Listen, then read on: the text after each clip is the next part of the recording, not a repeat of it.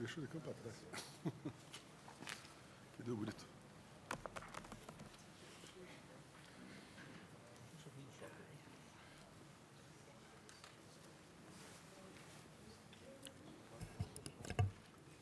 Está reaberta a sessão.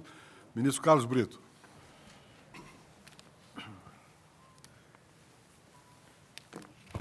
Senhor presidente, depois desse voto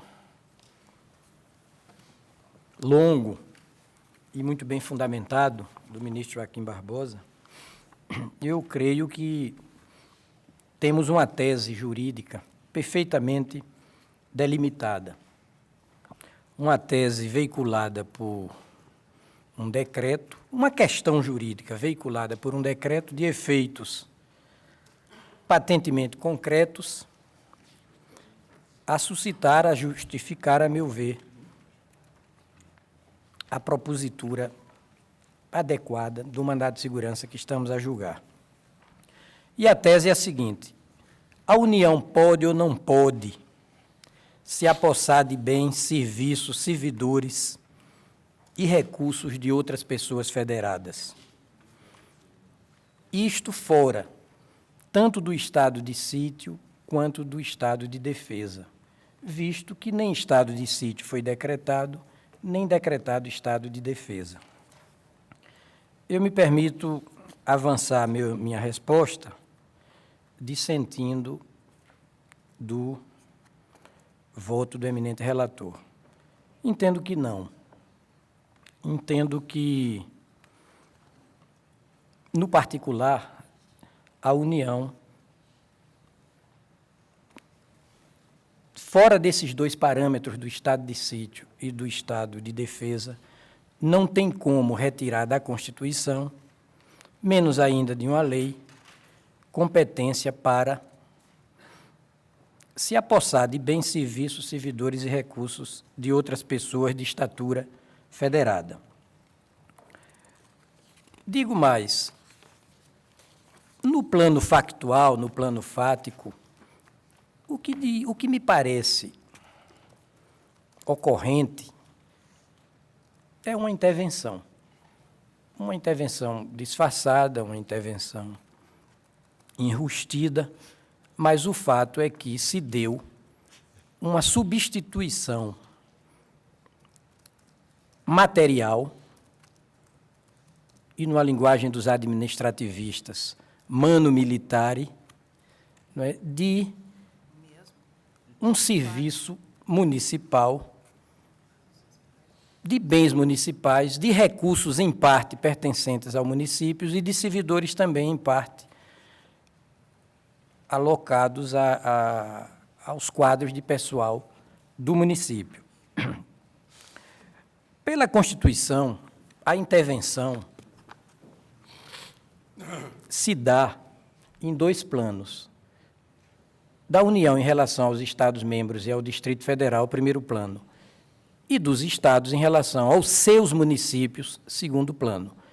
Não há na Constituição uma regra de habilitação que leve a União a intervir nos municípios enquanto os territórios federais não forem constituídos. Não há como a União, per saltum, intervir no município. Pelo contrário, o que a Constituição diz é que a União poderá intervir no Estado em defesa dos municípios, seja para preservar a autonomia deles, seja para assegurar o repasse para eles de receitas tributárias que lhes sejam devidas. Ou seja, a União como garante ou garantidora da autonomia do município, de receitas próprias do município. Jamais a União a desalojar o município de um espaço de atuação que lhe seja próprio. Acresço que se trata, no caso, de SUS, ou de ações e serviços de saúde pública. E do próprio voto do eminente relator, ficou evidenciado que essa área de atuação estatal corresponde a um condomínio funcional. Quando a Constituição diz no artigo 196, aliás, 196 que o decreto em xeque invoca enquanto fundamento dele, decreto, pela leitura do artigo 196, se vê que saúde é direito de todos e dever do Estado. Mas de que Estado? Toda e qualquer pessoa federada, indistintamente, toda e qualquer pessoa de base territorial e natureza federativa. E o SUS foi concebido pela Constituição também como um condomínio debaixo de um princípio, o primeiro deles, que até favorece os municípios, é o princípio da descentralização. E o que foi que se operou no caso, com o decreto? Uma recentralização. E uma recentralização, como ouvi ainda há pouco do ministro Gilmar Mendes, embora em caráter informal, desapegada de qualquer processo administrativo, menos ainda de qualquer processo judicial. E é sabido que no confronto ou num eventual conflito de competências interfederativas, é possível afirmar que nenhuma pessoa tem, no plano do direito administrativo, tem contra a outra, seja o poder extroverso, na linguagem de Renato Alessi, nós chamamos aqui de imperatividade, seja a prerrogativa da autoexecutoriedade. Ou seja, todos sabem que são prerrogativas, entre tantas outras, dos atos administrativos. Primeiramente, a imperatividade, que faz com que a administração pública constitua terceiros em obrigação, unilateralmente. Mas não é só. A administração, mais do que constituir terceiros, vale dizer, administrados, não outra pessoa federada, mais do que constituir unilateralmente terceiros em obrigação, a administração pública ainda dispõe do poder da executoriedade. Significa, pode compelir o administrado à execução material daquilo que a administração decidiu. Ora, isso não pode prevalecer no íntimo, no âmago de relacionamentos interfederativos sem a participação do Poder Judiciário. Aliás, eu me dei o trabalho de ler o convênio vigente no Estado do Rio de Janeiro sobre o SUS e encontrei uma cláusula específica de rescisão da avença do instrumento. Nos seguintes termos, no caso de rescisão do presente instrumento, a Prefeitura, essa aqui, a cláusula do foro, as questões decorrentes da execução deste convênio, que não possam ser dirimidas administrativamente, isto é, ministro Gilmar, via processo administrativo, serão processadas e julgadas no foro da Justiça Federal, Seção Judiciária do Rio de Janeiro, como me parece ser da natureza da própria federação, a significar o domínio de uma autonomia que é repelente de relacionamentos subalternos ou hierarquizados. Diante desses fundamentos que estou a lançar, que me parecem decolar, né, arrancar diretamente da Constituição, eu não vejo como salvar o decreto em questão. Entendo que o caso é puramente jurídico, a desafiar o manejo do mandado de segurança, tal como feito, e, no mérito, entendo que realmente o município foi desafetado de um serviço que lhe é próprio por destinação constitucional, sem processo administrativo e sem processo judicial. Entendo, portanto, em última análise, que o princípio da legalidade, que é o primeiro princípio regente de toda atividade administrativa, segundo o artigo 37 da Constituição, a significar que nenhuma regra de competência administrativa pode provir, senão da lei, seja lei no sentido mais alto da Constituição, seja uma lei daquelas inventariadas pelo artigo 59 da Magna Carta, sem essa base legal, a competência administrativa cai por terra e, no caso, eu não vi, nem mesmo lendo o decreto, em todas as invocações que ele faz, de um pretenso suporte jurídico positivo, não vi nada que amparasse. O decreto tem 3 referências. Primeiro, ele diz que se baseou no artigo 84, inciso 6º, que não vem ao caso, porque se refere ali à competência de que dispõe o presidente da República para o quê? Dispor sobre a organização e funcionamento da administração federal. Ou seja, somente da administração federal e no evidente clima, no evidente contexto de normalidade institucional.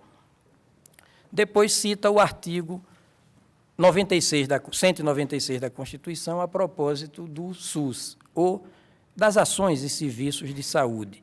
E eu já expliquei que a União é tão competente para atuar nessa área quanto o próprio município. E, finalmente, se refere àquele artigo 15, né, da Lei do SUS, inciso 3º. 13.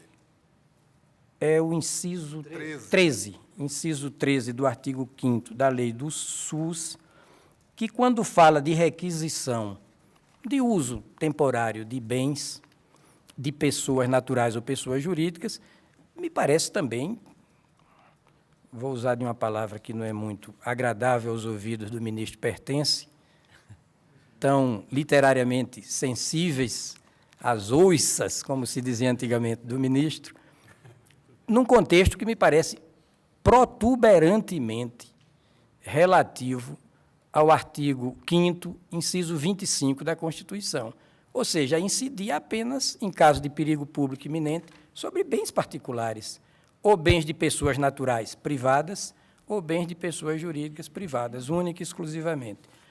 Por isso, senhor presidente, eu peço vênia para discordar, sim, em parte, né, do eminente relator, porque entendo que desse decreto não há nada a salvar data vênia de entendimento contrário, pelo que me pronuncio pela integral sucumbência dele e, portanto, pela concessão do mandado de segurança, tal como requerido. Ministro César Peluso. Senhor presidente, eu vou concordar com 2 argumentos decisivos do eminente relator. O primeiro deles, a respeito da nulidade radical e absoluta do decreto por falta de motivação. Um assunto dessa gravidade, um ato de tão extremas consequências dentro da federação, do contexto constitucional da federação, não pode equiparar-se a um ato administrativo que independa, cuja validez independa de motivação expressa. Segundo lugar, partindo do pressuposto, para efeito de argumentação, que não se trate de intervenção disfarçada ou de um estado de defesa limitado,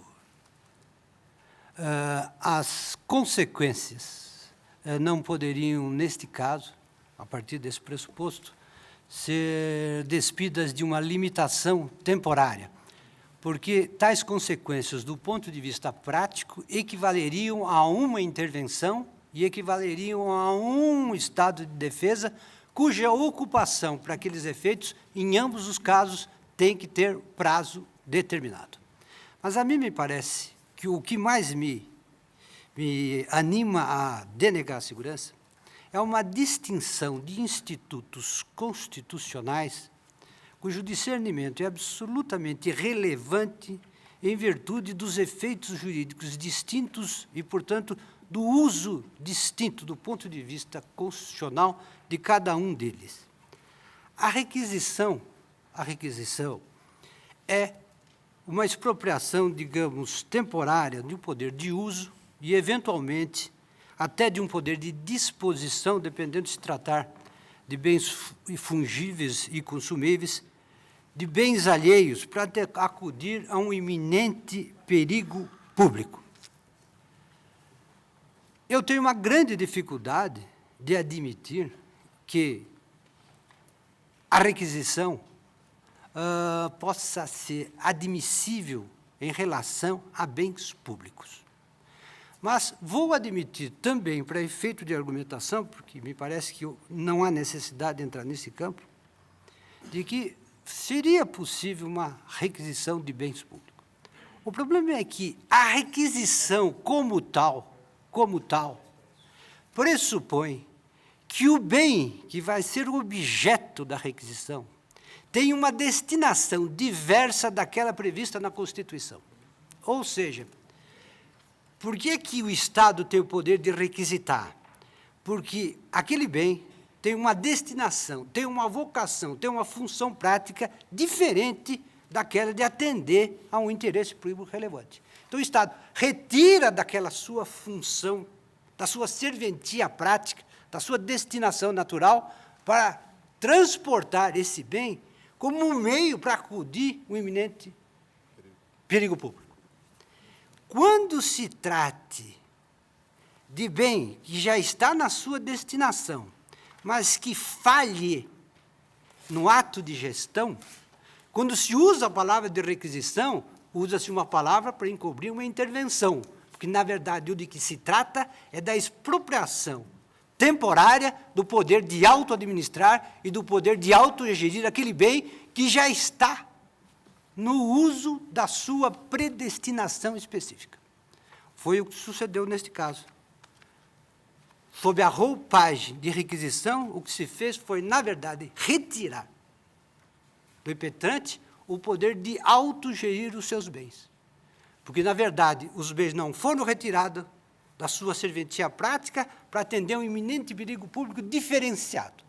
Foi exatamente para que esses bens e toda a motivação política, que é um fato público e notório, está exatamente em que, a despeito da falta de motivação formal do decreto, em que esses bens não estariam sendo suficiente e regularmente geridos. Em outras palavras, tirou-se ao impetrante o poder de gerir esses bens e, nesses termos, a meu ver, não se configura a situação de requisição. Configura-se, isto sim, uma fraude constitucional, porque, na verdade, o seu resultado prático é de uma intervenção. E, não obstante isso, o fato de o eminente procurador-geral ter se referido ao federalismo de cooperação, todo federalismo é de cooperação. O que não se pode é transpor os limites constitucionais desse pacto federativo, nem retirar do artigo 23, inciso 2, um poder de intervir especialmente nessa área. E, ademais, a própria lei invocada como suporte da, entre aspas, requisição, impede exatamente que essa requisição possa extravasar o âmbito administrativo. O caput do artigo 15 é expresso. A União, o Estado, o Distrito Federal e os municípios exercerão em seu âmbito administrativo seguintes atribuições. 13, poderá requisitar bens. Razão por quê, pedindo máxima vez ao eminente relator quanto à minha divergência nos demais pontos, eu concedo totalmente a ordem. Ministro Gilmar Mendes. Senhor presidente, eu também pedindo máximas vênias ao eminente relator, encaminho-me na linha dos votos do ministro Brito e do ministro Peluso pela concessão completa da ordem e até me valendo de fundamentos já expendidos pelo próprio eminente relator. Tal como já ficou claro da discussão, se trata de ato com falta de motivação, obviamente de ato nulo, e, por conseguinte, não há justificativa. E nós não temos aqui que nos preocupar se amanhã vai haver o refazimento ou não do ato, ou se a questão será novamente submetida. O eminente advogado-geral, que isto não é causa de pedir. Não é causa de pedir. Sim, mas de qualquer sorte. Os mandados de segurança, sim. Estamos em ADIM, não. De qualquer sorte. De qualquer maneira, o judiciário é obrigado a pronunciar, seja no direito público ou no direito privado, a nulidade radical e absoluta que encontre provada nos autos. E isso é alegado na petição. Mas o segundo argumento é este argumento da requisição. E aqui, de fato, eu gostaria de revelar quase que a minha apreensão. Porque, como já demonstrado, também falou o eminente relator, isto foi repisado agora pelo ministro Brito e também pelo ministro Peluso, de fato, de requisição não se cuida, porque se trata, aparentemente, de colocar um bem ou funcionalizá-lo no exercício da mesma atividade. Já se trata aqui de um tipo de, vamos chamar assim, uma referência jocosa, uma requisição à brasileira. Já é um novo modelo de requisição. Mas, quando a gente olha as balizas constitucionais, não tem como não ficar impressionado, senhor presidente. Porque, veja, se de intervenção se tratasse, nós teríamos a regra do artigo 36, parágrafo 1º, que diz: o decreto de intervenção, que especificará a amplitude, o prazo e as condições de execução, e que, se couber, nomeará o interventor, será submetido à apreciação do Congresso Nacional ou da Assembleia Legislativa do Estado no prazo de 24 horas. Veja, portanto, que há condições e balizas muito claras em se tratando de intervenção. Claro, e há prazo também. E aqui, o próprio e eminente relator já tinha destacado, não era possível. O artigo 136, que trata do Estado de Defesa, isso foi objeto de consideração e de discussão já na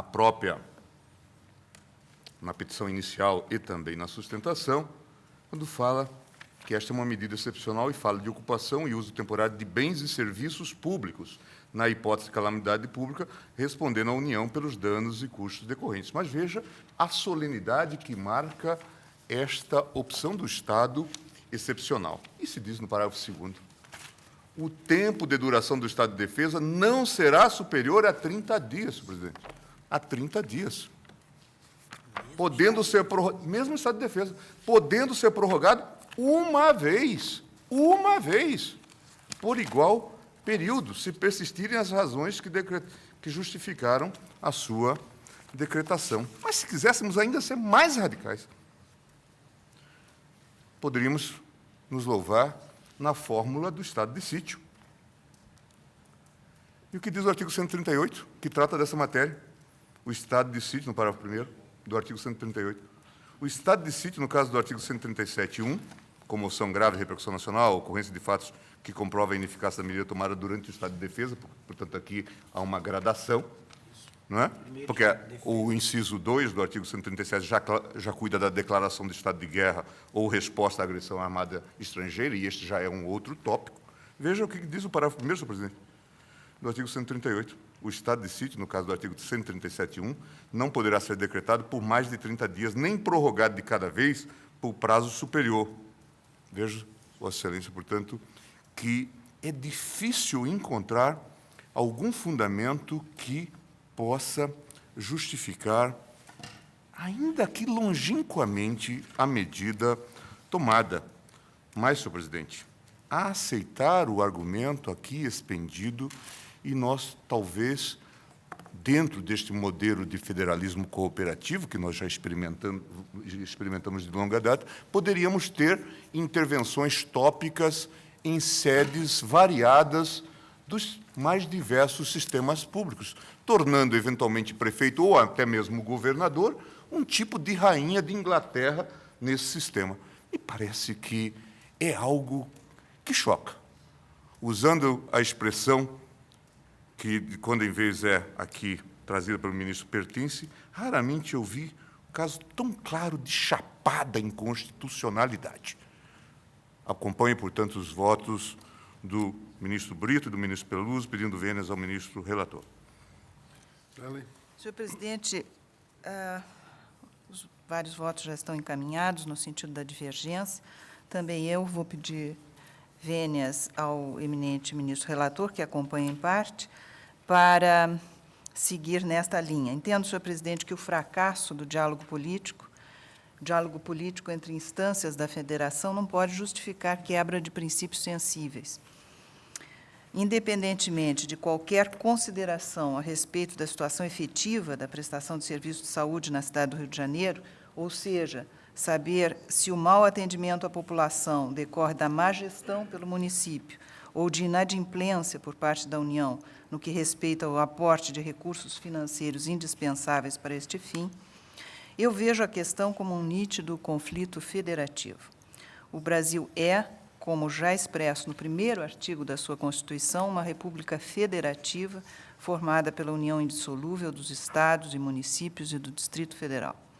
Tanto assim que sequer será objeto de deliberação proposta de emenda tendente a abolir a forma federativa de Estado. O ato atacado, senhor presidente, denominado de requisição, e assim já foi perfeitamente gizado pelos colegas que me antecederam, esse ato de requisição de 2 hospitais municipais, entendo eu, não pode ser mantido. Tudo porque o objeto da requisição é o uso, é a utilização temporária, não a propriedade, como se dá na desapropriação. Ora, como pode uma das esferas da federação retirar de outra esfera da federação o uso dos atributos de administração que lhe são próprios e que lhe foram atribuídos pelo eleitorado do município? Essa requisição, na forma da Constituição Federal, só se dirige, segundo entendo, convênio do eminente relator, aos bens particulares. Por isso mesmo, entendo que nada há de inconstitucional no inciso 13 do artigo 15 da tantas vezes referida Lei 8080, quando ela prevê a requisição de bens e serviços, tanto de pessoas naturais como de pessoas jurídicas.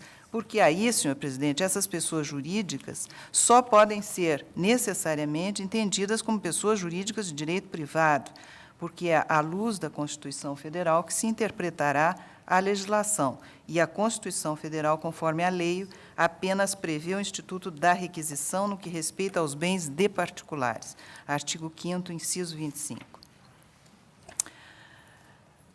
Vejo como esse ato, neste ato, um nítido caráter interventivo, já que se constatou a mera troca de gestores sem acrescentamento de novos equipamentos a serem postos à disposição da população, ou, como bem frisou o ministro Gilmar, com apenas a transferência, na verdade, aliás, foi o ministro Peluso quem disse isso, os bens permaneceram afetados à sua destinação específica e prévia, apenas com essa troca de gestores.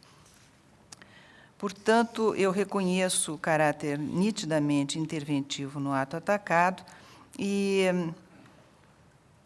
verifico que, além de perder a administração de hospitais que pertencem ao município, a prefeitura se vê tolhida de dispor sobre os seus funcionários e está mesmo sob o risco de ver requisitados recursos financeiros afetos à gestão de serviços e ações que se fizerem necessárias aos hospitais. É o que diz o artigo 2º, parágrafo 2º do decreto. Agora, se de intervenção se trata, nós encontramos obstáculo no artigo 35 da Constituição Federal, como esta Corte já afirmou anteriormente. Eu refiro expressamente à intervenção 590, de que foi relator o ministro Celso de Mello. Por isso, senhor presidente, acrescentando a esses meus poucos argumentos, aqueles articulados relativamente aos vícios formais do decreto, articulados pelo próprio relator, eu também concedo a segurança nos termos em que foi requerida. Ministro Marcondes. Presidente, reputo, presidente, o caso emblemático. Emblemático para revelar, e revelar de forma escancarada, o momento vivido, que é um momento de perda, de esquecimento de parâmetros. A Constituição Federal, ela continua a ser a lei fundamental da República. Lei fundamental que goza ante a rigidez que lhe é própria, considerado disposto no artigo 60, nela incluído, de supremacia. Não cabe aqui proceder, presidente, cotejo do decreto expedido com a Lei 8.080/90, que disciplina o Sistema Unificado de Saúde. O que cumpre fazer, e esta Corte, em um momento que aponto até mesmo como um divisor de águas é elucidar até que ponto ouvidou-se que a República Federativa do Brasil é formada pela união indissolúvel de estados e municípios. E aí há de reconhecer-se, sendo o ambiente de normalidade, creio que continuamos a viver um ambiente de normalidade, a autonomia administrativa, quer das unidades federadas, para utilizar aqui uma expressão de determinado autor, quer dos municípios. Distingo, presidente, motivação e justificativa. Distingo para sinalizar que, em se cuidando de ato da administração pública, a motivação deve ter como base primária a Constituição Federal.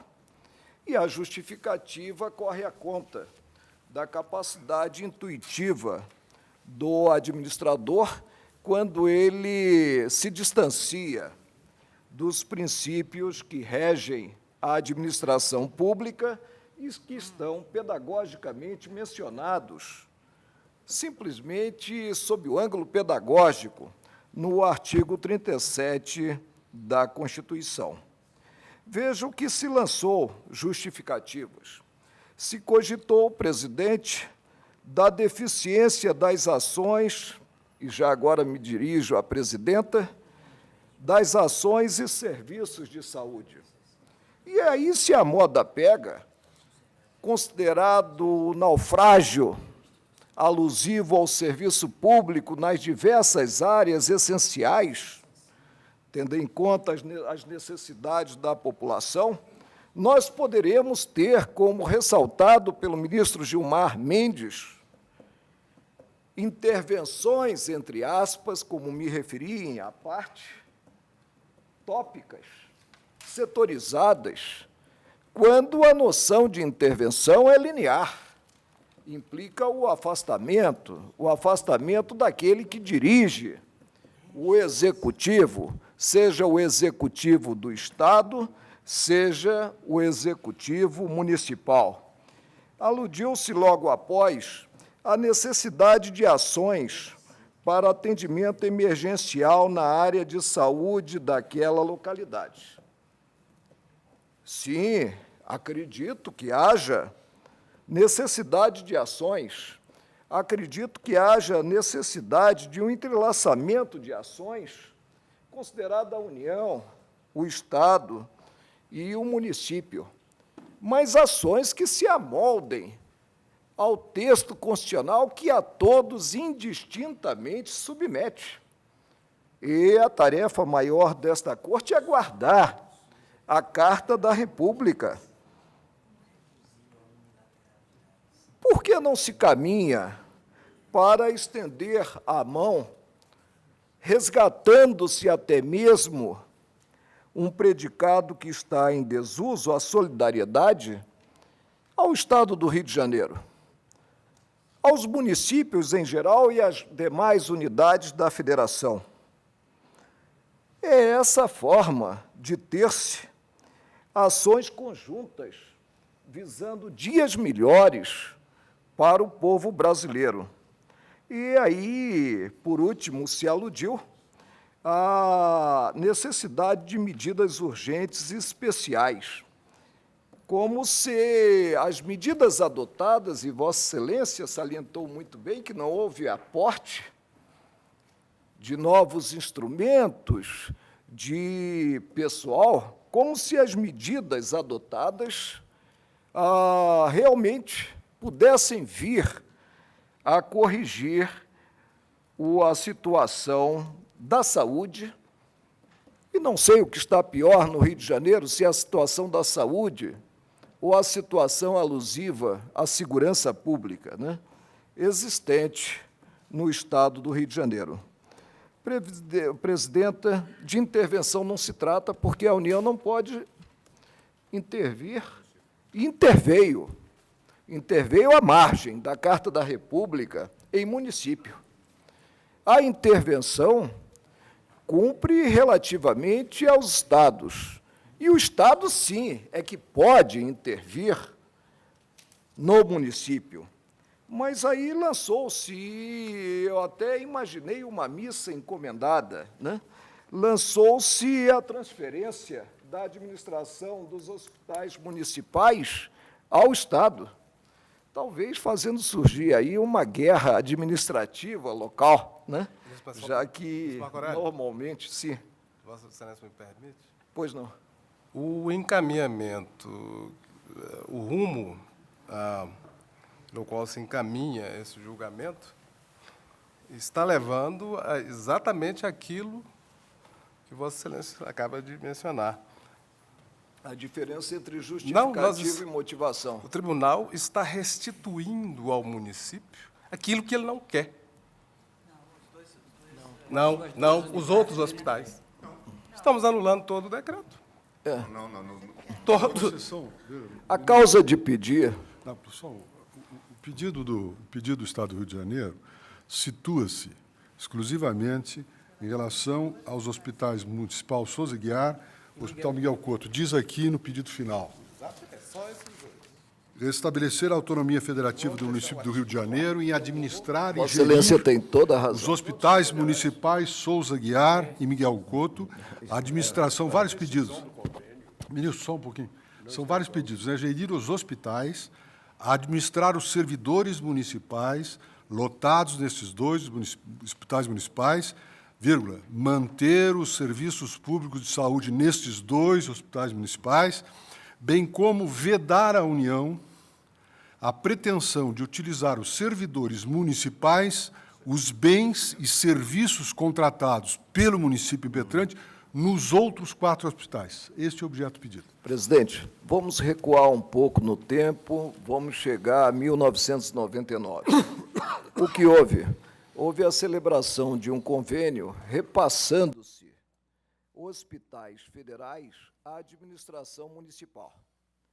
Mas aí eu creio que não se buscou um verdadeiro equilíbrio quanto ao conteúdo desse convênio.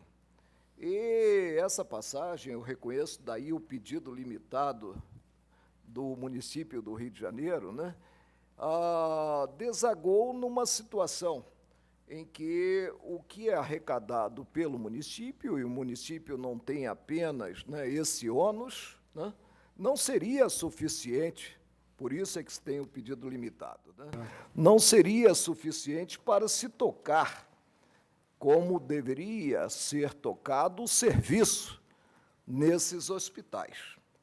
Agora, continue, depois eu chego à conclusão e atento à limitação do pedido formulado pelo município. Então, de intervenção não se trata. Alude-se aqui, presidente, a uma premissa que é premissa para algo mais extravagante, que é a calamidade pública.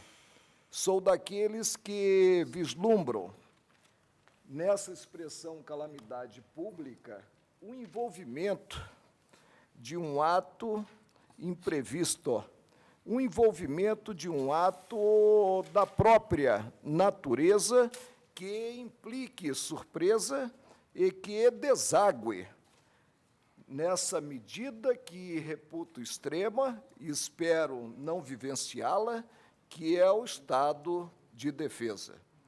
Mas aí nós temos, quanto ao estado de defesa, e aqui se admite que é configurado nos moldes da Constituição, observada a forma da Constituição, se tenha a requisição de bens e serviços públicos, a admissão expressa, né? O estado de defesa, ele pressupõe, como eu disse, né, algo de envergadura maior, ou seja, a calamidade pública. Repito, a deficiência notada, não apenas no serviço público de saúde, mas em todos os serviços essenciais e que sejam estritamente públicos não levam à declaração do estado de defesa. Presidente, se eu fosse convocado para emprestar um rótulo, já que aqui não se diz realmente a que título foi expedido esse decreto, eu aludiria à vinda-balha de um decreto calamitoso.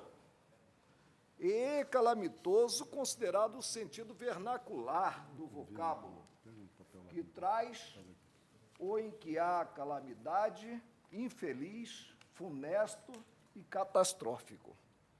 A persistência desse decreto viria a implicar, presidente, tendo em conta a Constituição Federal que Ulisses Guimarães apontou como cidadã, tendo em conta o Estado Democrático de Direito, tendo em conta encontrar-se a República Federativa, assentada na união indissolúvel a que me referi, dos estados e municípios, um retrocesso. Um retrocesso passados tantos anos do regime de exceção. Regime de exceção que jamais desagou em situação sequer semelhante à retratada nesse decreto. Concluo, presidente, concedendo a ordem e o fazendo nos termos do pedido formulado. Não seja tão otimista quanto ao passado. Primeiro, porque havia intervenção da União no município.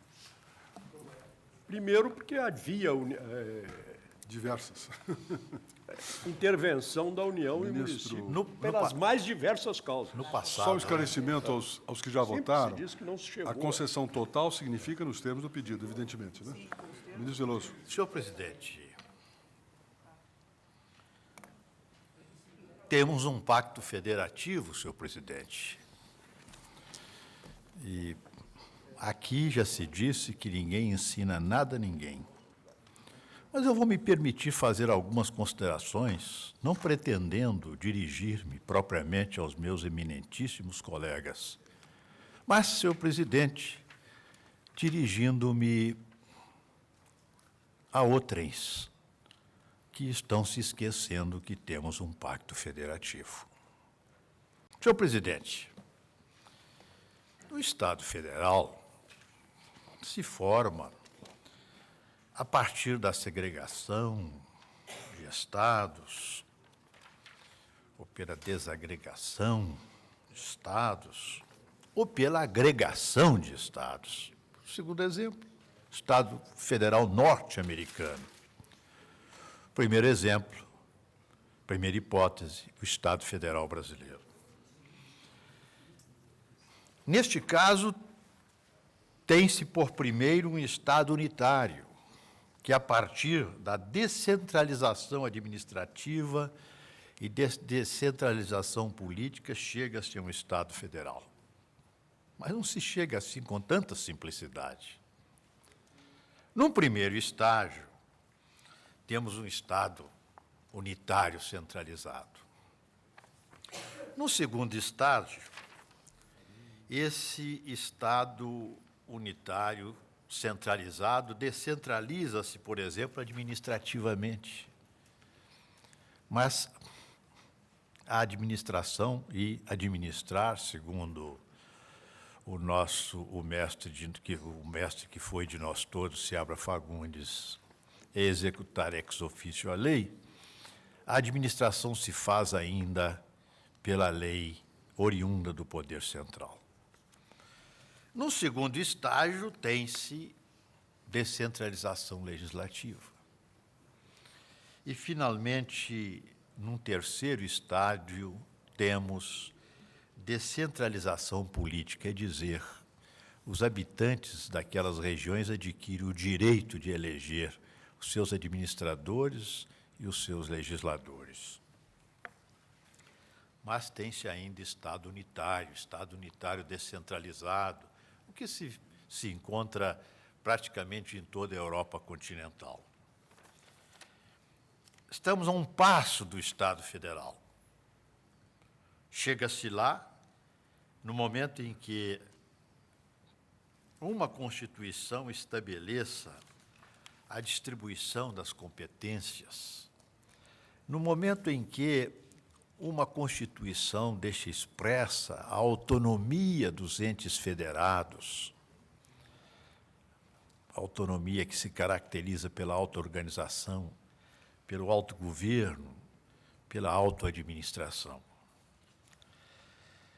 E no momento em que há uma participação das vontades dos entes parciais na vontade geral, e que a Constituição que estabeleça esta Constituição é devidamente cumprida, e o é pela existência de um órgão que impeça a invasão das competências,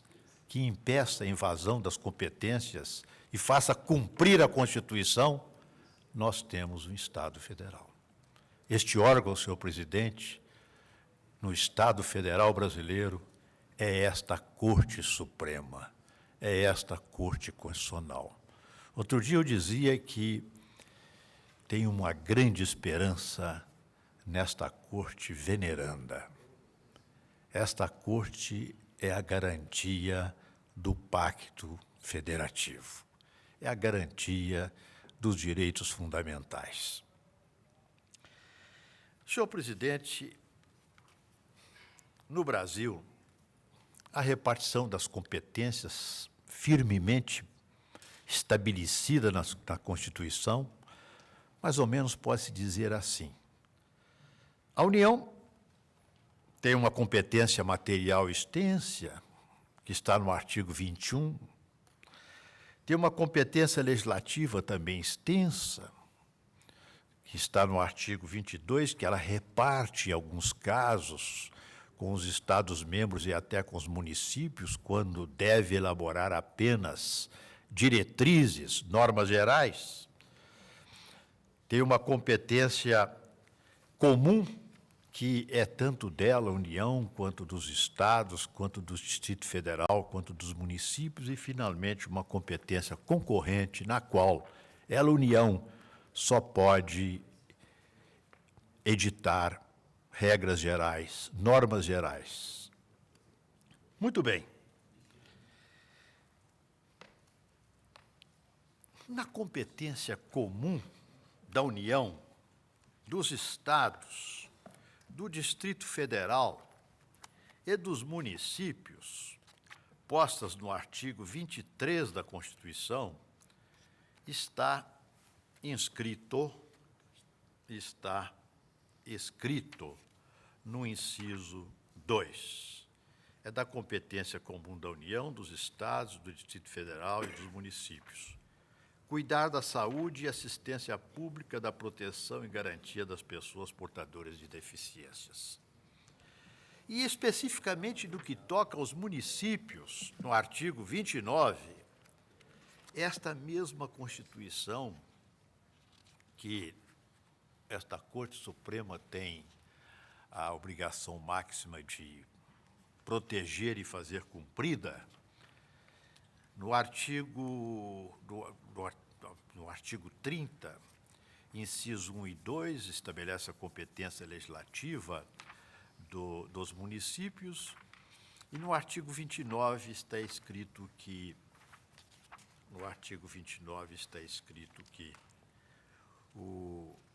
compete num dos incisos que compete prestar, com a cooperação técnica e financeira da União e do Estado, serviços de atendimento à saúde da população, com a cooperação técnica e financeira da União e do Estado, serviços de atendimento à saúde da população. Muito bem, senhor presidente. Excelência, me permite só observar. Pois não. A propósito exatamente da leitura desse dispositivo constitucional. Perfeito. Isso aí é a vocação inafastável da plurilateralidade em matéria de sistema de saúde. Perfeito. É necessariamente plurilateral o sistema. Não pode ser reduzida a unilateralidade à margem até de um processo administrativo que não houve, como lembrou bem o ministro Gilmar Perfeito. Mendes. Mas veja, é do município. Ainda que ninguém ensine, É. eu estou aprendendo. É do município. Vossa Excelência, Vamos ao Vossa caso, Excelência, nosso mestre, Vamos ao caso, ministro. é modesto demais. Vamos ao caso. Mas compete, então, ao município prestar, com a cooperação técnica e financeira da União e do Estado, serviço de atendimento à saúde da população. Muito bem. E no que toca à intervenção federal? Esta intervenção federal se faz nos estados e no Distrito Federal tão só. Constituição Federal, artigo 34. Intervenção nos municípios, a União poderá fazer também, como disse o ministro Carlos Brito, no dia que a União estruturar os seus territórios, dos municípios existentes nos seus territórios. Fora daí, acabou. Fora daí, quem intervém nos estados, quem pode intervir, nos municípios, são os estados-membros. Obedecidas àqueles requisitos postos na Constituição, justamente no artigo 35, incisos 1 a 4. Deixar de pagar o município sem motivo de força maior por 2 anos consecutivos a dívida fundada. Certo. Não forem prestadas as contas devidas na forma da lei. Não tiver sido aplicado o mínimo exigido da Receita Municipal na manutenção e desenvolvimento do ensino e nas ações de serviços públicos de saúde. O Tribunal de Justiça der provimento à representação, pronto. O que é que se tem no caso, senhor presidente? Na verdade, tem-se uma intervenção disfarçada, uma intervenção federal no município, disfarçada. De uma vez eu me lembro de uma expressão do ministro Romildo Bueno, no Tribunal Federal de Recursos, não somente inconstitucional, mas inconstitucionalíssima. Inconstitucionalíssima. A União intervindo disfarçadamente no município. E interessante, no município que é um dos municípios mais importantes deste país, no município que já se disse que é o tambor, tudo que ali acontece repercute no país. Só no carnaval. Também.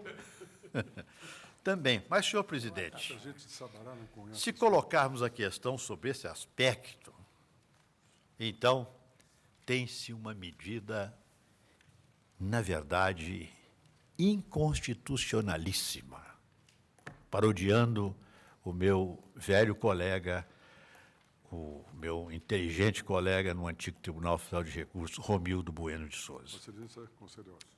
Mas veja, mas eu quero ainda, presidente, enfrentar outras questões. E eu elogio Vossa Excelência por isso, com isso nossa pauta tem andado. Mas eu então peço licença para me estender só um pouquinho mais, porque eu acho que Vossa Excelência está certo quando faz isto. Fala-se que seria possível a requisição, aquela do inciso 25 do artigo 5º, da União no município. Senhor presidente, o que dispõe a Constituição no ponto? No caso de iminente perigo público, a autoridade competente poderá usar de propriedade particular assegurada ao proprietário indenização ulterior se houver dano. A autorização é expressa somente à propriedade particular. E agora vale invocar aquela velha e revela lição de Hans Kelsen que nós aprendemos no primeiro ano de Direito. Nós ensinamos, não é, ministro Carlos e ministro Gilmar Mendes, os nossos alunos do primeiro ano de Direito. Mas o Pertence não ensinou, não? O ministro Pertence é técnico no assunto, porque o ministro Pertence é keuseniano. É o quando ele faz aquela distinção entre agente público e ente privado. O agente público só pode fazer aquilo que expressamente a lei autoriza. E o ente privado, aquilo que a lei não proíbe. Pois bem, a Constituição somente autoriza essa requisição quanto à propriedade particular. Não fala em propriedade pública. Muito bem. E agora eu vou o problema da lei. A Lei 8.080, meu Deus do céu, pretendeu-se, de certa forma, interpretar a Constituição no rumo da lei, e não a lei no rumo da Constituição, como deve ser, pelo menos nos estados onde há Constituição rígida, há controle de constitucionalidade. Pois bem, a Lei 8.080, no artigo 15, diz que a União, os Estados, o Distrito Federal e os municípios exercerão em seu âmbito administrativo as seguintes atribuições: para atendimento de necessidades coletivas urgentes e transitórias, decorrentes de perigos iminentes, de calamidade pública ou de irrupção de epidemias, a autoridade competente e a esfera administrativa correspondente poderá requisitar bens e serviços tanto de pessoas naturais como de pessoas jurídicas, sendo-lhes assegurada justa indenização. Primeiro, não se fala em pessoas públicas. Somente pessoas jurídicas há de se entender, mesmo porque está junto a pessoas físicas, entidades privadas. Segundo, como bem acentuou, lembrou o ministro César Peluso, esta atribuição é exercida no âmbito administrativo da entidade. Quer dizer, União no seu âmbito administrativo, Estado no seu âmbito administrativo, município no seu âmbito administrativo. Não a União, extravasando deste texto, extravasa e intervém e aplica este texto fora do âmbito de sua atribuição. Senhor presidente, vou terminar. Tem-se, na verdade, um ato inconstitucional e, felizmente,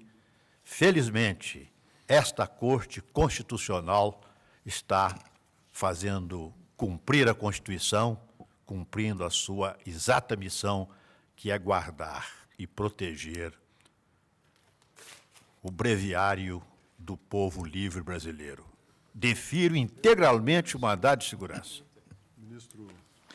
Senhor presidente, a controvérsia jurídica instaurada na presente causa resume-se a uma indagação. É lícito à União Federal, em período de normalidade institucional, fora, portanto, da vigência do estado de defesa e do estado de sítio, no contexto de nossa organização federativa e sob uma perspectiva de ordem estritamente constitucional, promover a requisição de bens, serviços e recursos financeiros pertencentes a um determinado município? O exame dessa questão, que envolve matéria de alta indagação constitucional, como aqui já foi acentuado, impõe que a análise da controvérsia se realize não em face de meros dispositivos legais, mas essencialmente à luz dos postulados fundamentais que dão suporte à organização em nosso sistema institucional do Estado Federal. O relacionamento entre as instâncias de poder, entre a União, os Estados-membros, o Distrito Federal e os municípios, encontra necessário fundamento na Constituição, que representa, nesse contexto, a expressão formal do Pacto Federal, cujas prescrições não podem ser transgredidas, sob pena de a autonomia institucional das entidades federadas, que representa a pedra fundamental da federação, nulificar-se, com evidente ofensa a um dos princípios essenciais que conformam a organização do Estado.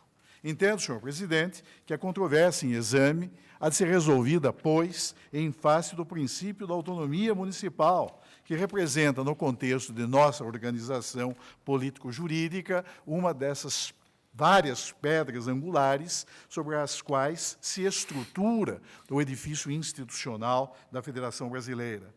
A Constituição da República, sabemos todos, prestigiou os municípios, reconhecendo-lhes irrecusável capacidade política como pessoas integrantes da própria estrutura do Estado Federal brasileiro e atribuindo-lhes esferas mais abrangentes reservadas ao exercício de sua liberdade decisória, notadamente no que concerne à disciplinação de temas associados ao exercício do seu poder de auto-organização, do seu poder de autogoverno e do seu poder de auto-administração. O artigo 29 da Constituição da República, na realidade, representa o substrato consubstanciador, o núcleo expressivo de outorga dessa autonomia institucional às entidades municipais. A Constituição da República, em seu artigo 29, dispõe que o município reger-se-á por lei orgânica, que se qualifica como verdadeiro estatuto constitucional das pessoas municipais. Tal a condição eminente que a Carta Política hoje atribui de modo muito expressivo aos municípios em geral. Cabe assinalar no ponto, senhor presidente, que a autonomia municipal erige-se à condição de princípio estruturante da organização institucional do Estado brasileiro, qualificando-se como prerrogativa política que, outorgada ao município pela própria Constituição da República, somente por esta pode ser validamente limitada, consoante observa o magistério da doutrina, que aqui eu menciono e transcrevo.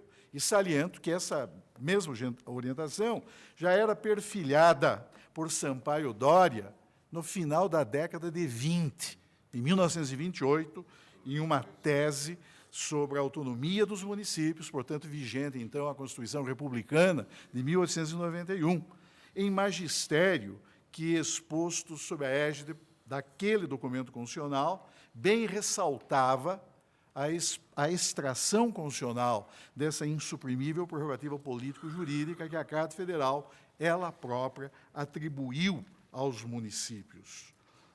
Isso significa, senhor presidente, que, sob tal perspectiva e como projeção concretizadora desse expressivo postulado constitucional, ganha relevo, no exame desta controvérsia, a garantia da autonomia política que a Constituição Federal atribuiu aos municípios.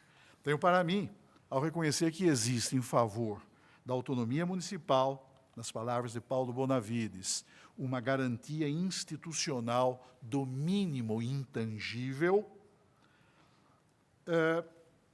que o artigo 29 da Lei Fundamental, tanto quanto o sistema institucional decorrente da Carta Política, não autorizam a utilização de recursos hermenêuticos cujo emprego possa importar em grave vulneração à autonomia constitucional dos municípios, especialmente se se considerar que a Constituição Federal criou, em benefício das pessoas municipais, um espaço mínimo de liberdade decisória que não pode ser afetado, que não pode ser comprometido em seu concreto exercício por ingerências normativas de outras entidades estatais. O exame do decreto presidencial, senhor presidente, especialmente considerados os fundamentos que aqui já foram expostos doutamente nos votos que me precederam, reveste-se de inaceitável caráter interventivo, considerados os próprios termos que dele constam e que veiculam disposições que sequer poderiam subsistir, como salientou e advertiu o eminente ministro Gilmar Mendes, na vigência dos mecanismos constitucionais de defesa do Estado, como o Estado de defesa, que atribuem tais mecanismos de defesa do Estado, que atribuem, respeitadas as limitações impostas pela própria Constituição e observados marcos temporais rigidamente delimitados, poderes excepcionais, os denominados poderes de crise, ao presidente da República. O fato, senhor presidente, é que a utilização de mecanismos excepcionais não poderá traduzir meio dissimulado da prática de atos de nítido caráter interventivo, cuja prática é expressamente vedada pela Constituição, tratando-se da União em suas relações com os municípios, pois os municípios, sabemos todos, exceto aqueles situados em territórios federais, não podem sofrer intervenção decretada pela União Federal, como, aliás, já decidiu essa própria Suprema Corte. No caso, senhor presidente, registrou-se hipótese expressamente vedada pela Constituição, o que não pode ser tolerado por esta Suprema Corte. Assim, senhor presidente, peço vênia para deferir integralmente também nos termos em que impetrado o presente mandato de segurança. Nesse sentido, é o meu voto. Ministro Pertence. Senhor presidente, em se tratando de hospitais, unissuac malipons. Mas eu não vou, depois de tudo quanto aqui se disse, gastar mais velas com um defunto tão ruim. Não pode subsumir-se o ato questionado à categoria de requisição prevista no artigo 5º, 25 da Constituição, que, salvo na hipótese de estado de defesa, e ainda aí por prazo certo, há de ter por objeto bens particulares. O que há, já se disse aqui com precisão, é a ocupação pela União de bens municipais para, subtraindo-os à gestão do município, geri-los ela própria, a União, para a mesma finalidade a que destinados. Isso, em bom português, é intervenção federal em município, que a Constituição não admite. A interferência de uma entidade da federação no âmbito da competência de outra é matéria essencialmente reservada à Constituição. De qualquer modo, nem a lei ordinária serviria de fonte para o ato coator. O inciso 13 do artigo 15 da Lei 8080/90 também já se acentuou, prevê a requisição circunscrita ao âmbito administrativo de cada entidade federada e, portanto, não sobre bens afetos ao exercício da administração de outro. Deixo de considerar os vícios apontados pelo eminente ministro Joaquim Barbosa, a falta de motivação do ato e a ausência de prazo para a duração da intervenção, porque estranhos à causa de pedir, a cujos limites, segundo penso, com todas as vênias, está distrito tribunal, em se tratando não de um processo objetivo de causa aberta, mas de uma ação de mandado de segurança. Com todas as vênias do eminente relator, concedo integralmente a ordem, aderindo à divergência manifestada a partir do voto do eminente ministro Carlos Brito. Ministro relator, reajusta. Senhor presidente, eu vou reajustar, me formando com a maioria, para conceder a ordem, mas pelo fundamento da ausência de fundamentação, tal como eu já expus no meu voto, porque eu não concordo com a tese de que a requisição não se aplica a bens públicos.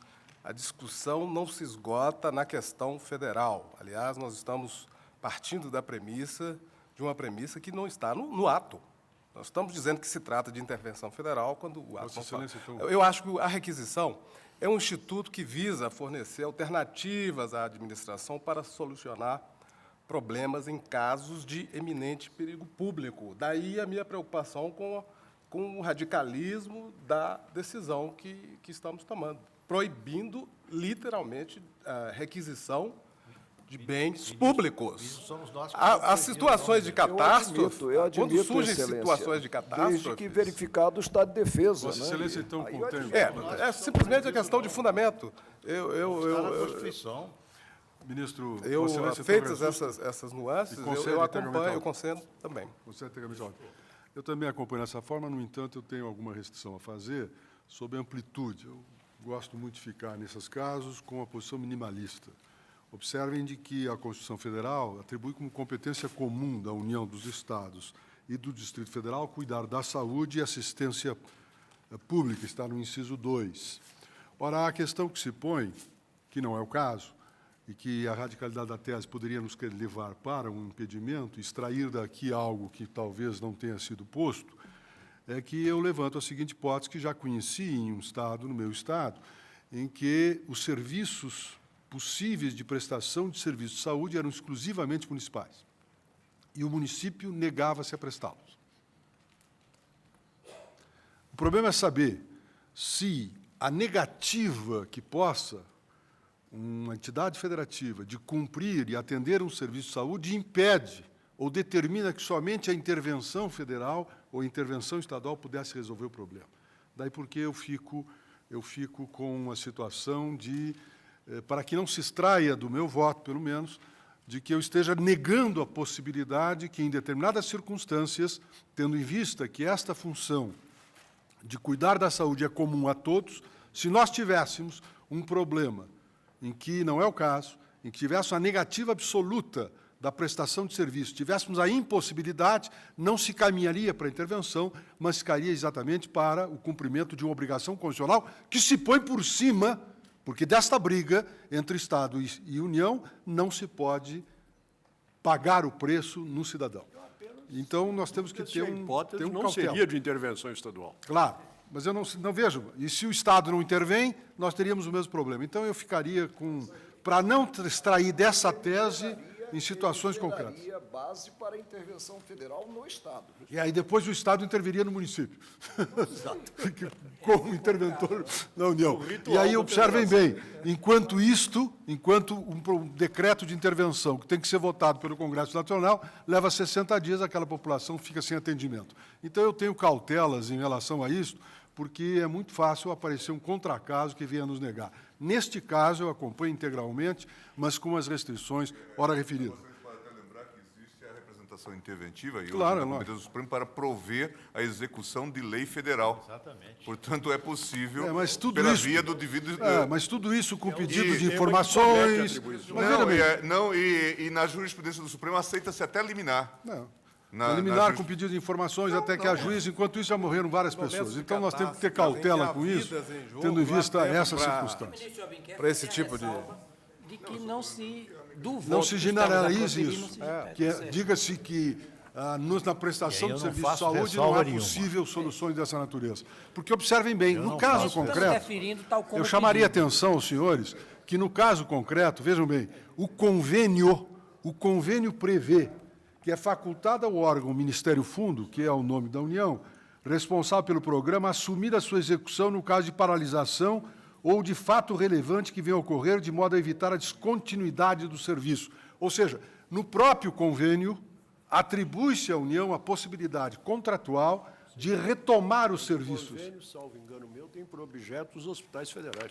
Todo o serviço geral. E o foro, parece que eu Mas as normas, Todo serviço as normas geral. constitucionais são imperativas. Então, nós temos que ter cuidado com a As generalização. normas constitucionais não são É lógico. dispositivas. Não, mas o que estou chamando a atenção é que eu insisto da meu ponto de vista.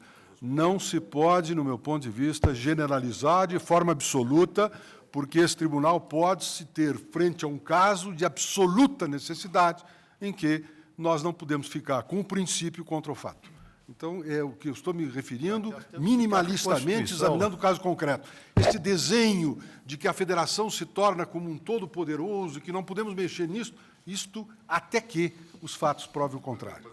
Então, nós temos que ter cautela com relação a esse discurso. Fundamentos e, fundamentalmente, enfatizaram o devido processo legal federativo, se Vossa Excelência me permite uma criação conceitual. Senhor presidente. Mas não foi, vejam, eu volto a insistir, como fazer poderá ser feito. Agora, eu não quero extratar daqui a possibilidade de não fazer nunca, porque isto seria a lesão ao princípio federativo. Porque, mas senão o discurso nos levaria a isso. Perfeitamente. O tribunal, então eu vou proclamar o resultado. O tribunal, por unanimidade, e vou explicitar a decisão. Senhores ministros, controlem a proclamação, por favor. Eu vou proclamar que o tribunal, por unanimidade, concedeu a ordem para restabelecer a administração e gestão por parte do município do Estado do Rio de Janeiro dos hospitais municipais Souza Aguiar e Miguel Couto, na administração dos servidores municipais lotados nesses 2 hospitais municipais, na manutenção dos serviços públicos de saúde nesses 2 hospitais municipais, bem como na vedação à União a pretensão de utilizar os servidores municipais, os bens e os serviços contratados pelo município impetrante nos outros 4 hospitais. Perdão. Isso é objeto pedido. Olha, objeto pedido... Não, está aqui na folha objeto 14, eu pedido estou é mais lendo. amplo, veja. Não, vou ler. Pelo menos como consta do relatório. Seja concedida medida liminar, etc. etc. Em definitivo, seja concedida a ordem ora arbitrada para se invalidar os artigos 2º, incisos 5 e 6, e parágrafo 1º e 2º do Decreto Federal, são os 2 hospitais, do Decreto Federal 5.000 de ônibus e tal. Então, veja, o artigo 2º, incisos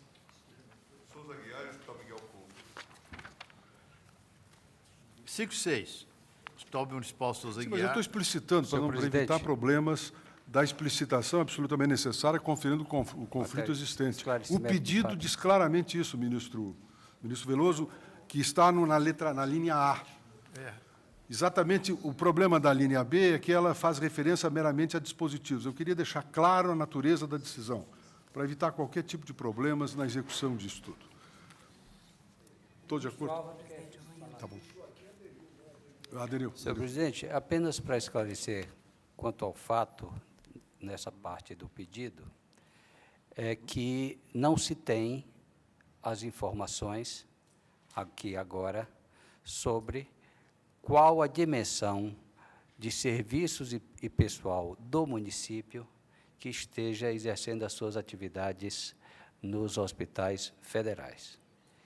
Eu faço esse esclarecimento porque pode chegar a uma situação, em razão da proclamação, da forma de proclamação do resultado, pedido lançado. que inviabilize, eventualmente, não só a presença da União nos municipais, Vamos deixar que como, o chefe do eventualmente, Poder até Executivo mesmo Municipal proveja, né? os hospitais federais. É o esclarecimento que me cabe fazer. Eu lembraria aos colegas que, no convênio feito com o Estado, estabeleceu o seguinte, como obrigação da União, manter sob sua responsabilidade o pagamento dos servidores federais lotados nas unidades, ficando-lhe vedada a percepção de vantagem, etc. Manter a lotação dos servidores federais nas unidades até o término da vigência do convênio. Ou seja, há servidores federais vinculados a essas unidades federais objeto do convênio. Mas só em relação aos hospitais Mas os, federais. mas os parágrafos que estão sendo atingidos, o parágrafo 1º e 2º, trata de outra coisa. Não é exatamente o que eu estou falando.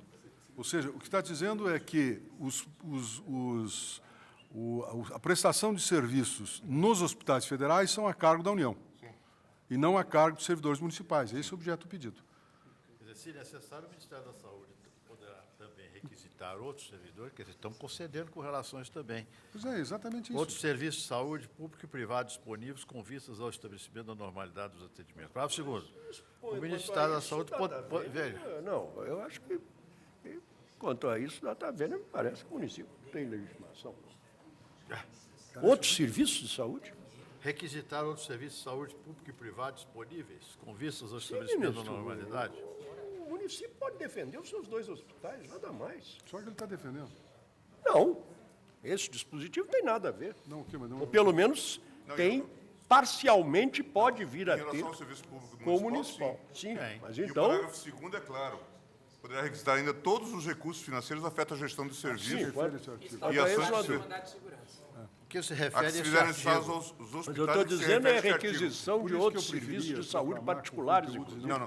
Ah, Leia esse município não tem legislação. Parágrafo primeiro e o segundo. Ministros, vejam, vamos Refere os estabelecer. termos do pedido. Vamos, mas Não, mas não eu vamos tô deixar achando que o confusão. pedido aí Se não- nós estamos tendo problemas aqui, vamos definir, porque senão vai haver o problema lá. Então, nós temos a primeira coisa, ou seja, retoma a administração e a gestão dos hospitais municipais Souza Aguiar e Guilherme Couto. De acordo? Não, eu artigo primeiro.